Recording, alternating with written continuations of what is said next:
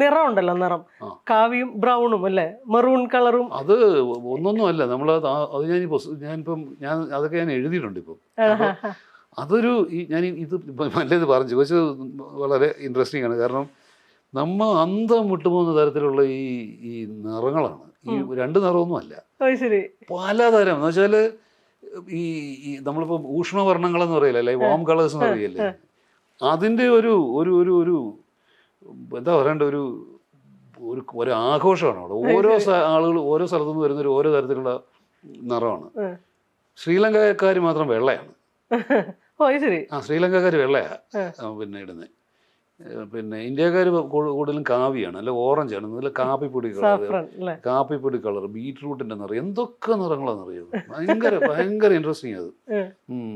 അത് വെച്ചിട്ട് വേണേ രാജ്യങ്ങളെ തിരിച്ചറിയാൻ പറ്റും. അങ്ങനെ അറിയാവുന്നവർക്ക് അറിയാൻ പറ്റും, എനിക്കൊന്നും അറിയാൻ പറ്റില്ല.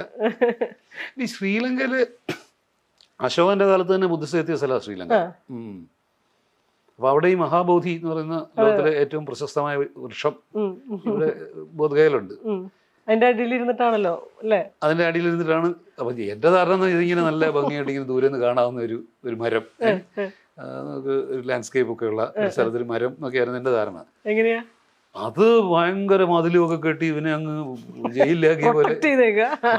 അവിടെ ആൾക്കാർ ഇരിക്കുന്നുണ്ടോ? അതിന്റെ അടുത്തൊന്നും ഇരിക്കാൻ പറ്റില്ല, അപ്പുറം ഇപ്പുറമൊക്കെ ഇരിക്കാം.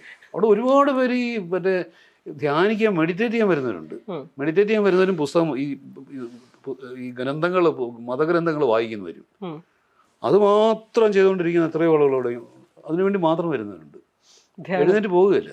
അതിന് ചില പിന്നെ അതിൻ്റെ ചുറ്റുമൊക്കെ ചില സ്ഥലങ്ങളൊക്കെ അതിന് വേണ്ടി റെഡിയാക്കിയിട്ടുണ്ട്. അതൊന്നും അല്ലെങ്കിൽ എവിടെയെങ്കിലും ഇരുന്നിട്ട്